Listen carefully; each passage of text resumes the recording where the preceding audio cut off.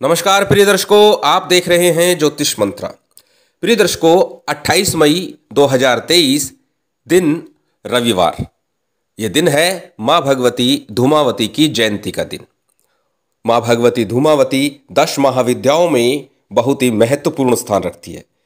इनकी साधना के विषय में दो बातें विशेष तौर से कही जाती है कि ये एक तो माँ भगवती दुर्गा का कलह निवारण का रूप है और दूसरा माँ भगवती पार्वती का विशाल रक्षा स्वरूप भी है, जो भूख से सुधा से पीड़ित है, जो अपने भक्तों को अभय देने वाली और शत्रुओं के लिए साक्षात काल कही जाती है। बात करें साधना क्षेत्र की, तो साधना के क्षेत्र में 10 महाविद्याओं के अंतर्गत धूमावती का स्थान सर्वोपरि माना जाता है। जहाँ धूमावती साधना संपन्न होती है, वहाँ इसके प्रभाव से शत्रुनाश और बाधा निवारण होता है। धूमावती साधना मूल रूप से तांत्रिक साधना है। इस साधना के सिद्ध होने पर भूत प्रेत, पिशाच, तंत्र बाधा साधक और उसके परिवार पर कोई प्रभाव नहीं डाल पाती। साथ ही बड़ी से बड़ी समस्या, बड़ी से बड़ी बाधा का निराकरण स्वयं होने लगता है। माँ भगवती धूमावती का स्वरूप क्षुधा अर्थात भूख से पीड़ित है और इन्हें अपने भक्षण के लिए कुछ न कुछ अवश्य चाहिए। जब कोई साधक भगवती धूमावती की साधना संपन्न करता है तो देवी प्रसन्न होकर उसके शत्रुओं का भक्षण करती है और साधक को अभय प्रदान करती है। 10 महाविद्याओं में धूमावती एक प्रमुख महाविद्या है, जिसे सिद्ध करना साधक का सौभाग्य माना जाता है। बहुत ही साहस और निडर होकर के इस साधना को किया जा सकता है। जो लोग साहसपूर्ण तरीके से इस साधना को संपन्न करने का प्रयास करते हैं और जिन पर माँ भगवती की कृपा हो जाती है, फिर उनके लिए किसी भी प्रकार की बाधा मायने नहीं रखती। धूमावती माँ के सिद्ध होने पर साधक के शरीर मजबूत और सुदृढ़ हो जाता है। उसको ना तो भूख प्यास से कोई मतलब होता है, ना सर्दी गर्मी से, ना किसी बीमारी का शीघ्र ही प्रभाव हो पाता है। धूमावती साधना यदि सिद्ध हो जाती है, आंखों में साक्षात अग्निदेव उपस्थित होते हैं, ऐसा शास्त्र कथन है। अर्थात जिसकी तरफ वो दृष्टि भरकर देख ले तो उसका बुरा समय शुरू हो गया समझो। और यदि किसी को देख करके माँ भगवती के बीज मंत्र का उच्चारण भी अगर मानसिक रूप से कर दिया तो फिर उसकी खैर नहीं। ऐसा माँ धूमावती का प्रभाव है। माँ धूमावती के सिद्ध होने पर आंखों में प्रबल आकर्षण और सम्मोहन भी प्राप्त होता है। जो व्यक्ति इनकी तरफ देखता है बस देखता ही रह जाता है। माँ भगवती धूमावती जब सिद्ध कर लेते हैं तो माँ भगवती स्वयं साधक की रक्षा करती है और साधक की नहीं, उसके घर परिवार की हर प्रकार से रक्षा और सुरक्षा करती रहती हैं। किसी भी प्रकार की विकट परिस्थिति हो, शत्रुओं से घिरा होने पर भी माँ कभी उसे अकेला नहीं छोड़ती और हर प्रकार से उसकी विजय का रास्ता खोल देती है। इतना अधिक माँ धूमावती का प्रभाव है। लेकिन एक जन धारणा है कि माँ भगवती धूमावती की आराधना ज़्यादातर लोग करने से डरते हैं, क्योंकि ये शमशान की अधिष्ठात्री देवी है और काल का एक स्वरूप मानी गई है। जैसे कि बताया कि हमेशा भूखी रहती है, इसीलिए कहा जाता है कि यदि घर में साधना की जाए तो कहीं ना कहीं घर में विपत्ति का आगमन होता है, परंतु ये निराधार है। परंतु इनकी साधना में अक्सर बहुत सी चीज़ें, जब हम शत्रु निवारण करते हैं, तंत्र के बहुत से प्रयोग करते हैं, तब बहुत सी चीज़ें शमशान की राख, शमशान का वस्त्र इत्यादि लाते हैं। इसीलिए घर में करने के लिए मना किया गया है, परंतु सात्विक रूप से सरल साधना आप घर में कर सकते हैं। और जो साधना विधान मैं देने जा रहा हूँ वह सरल है। माँ धूमावती का जो मूल मंत्र है वह है धूम धूम धूमावती ठह ठह, ये मंत्र है। परंतु आज जिस मंत्र की चर्चा मैं करने जा रहा हूँ वह प्रत्येक गृहस्थ व्यक्ति कर सकता है, परंतु पूजा कक्ष में नहीं, कहीं भी अपने कमरे में बैठ के कर सकता है। सबसे श्रेष्ठ होगा यदि शिव मंदिर में इस दिन बैठ करके थोड़ा बहुत भी जप कर लिया जाए तो उसका लाभ निश्चित ही आपको एक सप्ताह में दिखाई देने लगेगा। और अक्सर मैं बताता हूं कि प्रत्येक देवी की साधना, उनका जो कार्य क्षेत्र है, केवल वही प्रदान नहीं करती, अपितु सब कुछ देने में संभव है।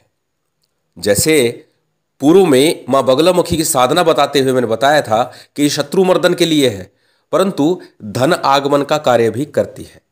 क्योंकि एक सामान्य सी बात है, यदि आप चिंता, रोग, बीमारी से मुक्त हो गए, क्योंकि शत्रु का तात्पर्य किसी व्यक्ति विशेष से ही नहीं, चिंता, रोग, बीमारी, कर्जा, ये सब चीज़ें भी हैं, तो निश्चित ही आपके घर में संपन्नता अवश्य ही आएगी। माँ भगवती धूमावती की साधना भी शत्रु मर्दन का कार्य करती है और हर प्रकार से आपको संपन्न भी बनाती है। यदि थोड़ा बहुत भी इनके मंत्र का जप करा जाए तो भी विशेष प्रभाव देखने को मिलता है। कोई व्यक्ति मानसिक रूप से भी, मन में भी अगर आपके खिलाफ किसी प्रकार का कुचक्र रच रहा है, कोई षड्यंत्र रच रहा है, तो उसका स्वयं का ही अहित होने लग जाता है। ये मैंने प्रभाव देखा है, क्योंकि बहुत से लोगों ने स्वयं ही स्वीकार कर लिया कि मेरे दिमाग में कुछ ऐसा आ गया था जिसके कारण मैं आपसे जल रहा था, मैं आपसे चिढ़ रहा था। तो ये माँ भगवती धूमावती की साधना का प्रभाव है। नित्य ना कर सके, रविवार के रविवार इस साधना को थोड़ा बहुत करते रहिए। परंतु मैं पुनः कहूँगा, घर की बजाय यदि शिवालय में बैठकर इस साधना के 10, 15 मिनट, 20 मिनट भी किया जाए तो आपको प्रभाव निश्चित ही देखने को मिलेगा। बहुत ही तीव्र और शक्तिशाली साधना है।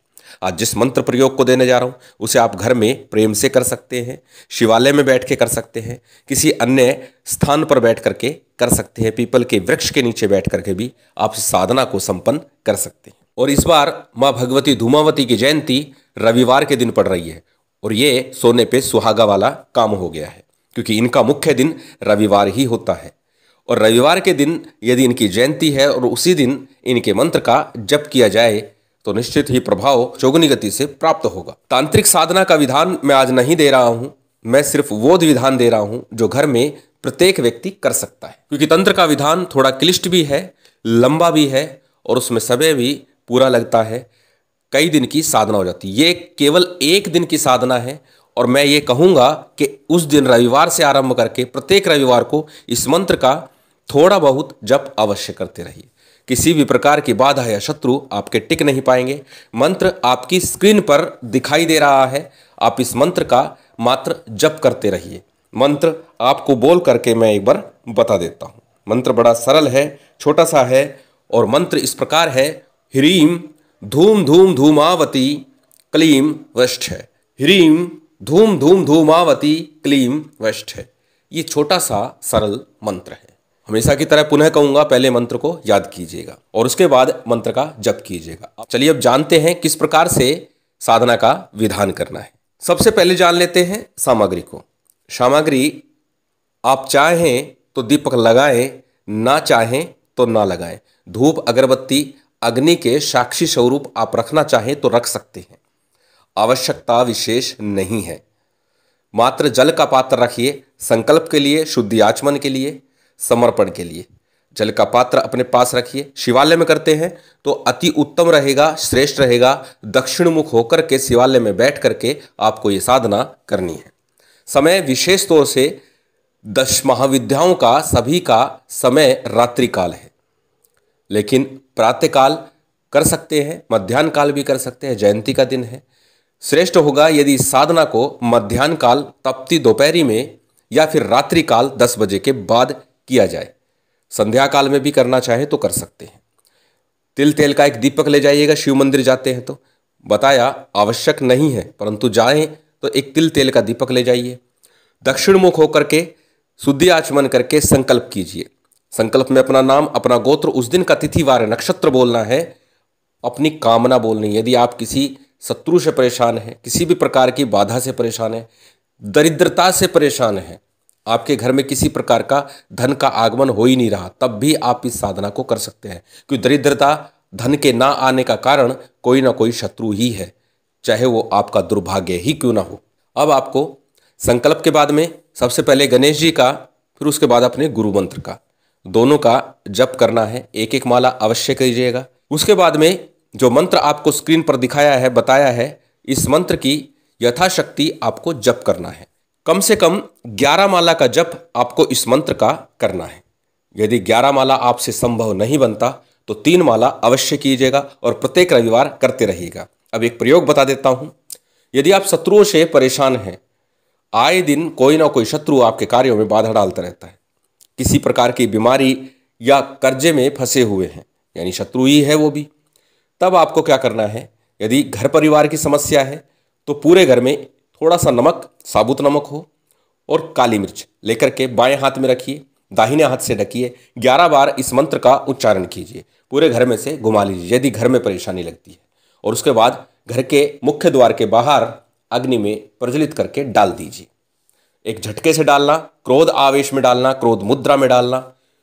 3 रविवार अधिक से अधिक आपको करना पड़ेगा। पहले ही रविवार आपको असर दिखाई देगा। बड़ा ही सिद्ध, चमत्कारी और शक्तिशाली उपाय करके अवश्य देखिएगा। माँ भगवती धूमावती की जयंती की अग्रिम शुभकामनाएं प्रेषित करते हुए कामना करता हूँ महामाई की विशेष कृपा आप सभी को प्राप्त हो, और उम्मीद करता हूँ ये जानकारी, ये वीडियो आपको अच्छी लगी होगी। यदि अच्छी लगी हो तो कृपया लाइक कीजिएगा, शेयर कीजिएगा। यदि चैनल पर नए हैं तो सब्सक्राइब कर बेल आइकन बटन दबा दीजिएगा। जय माता दी, जय श्री राम।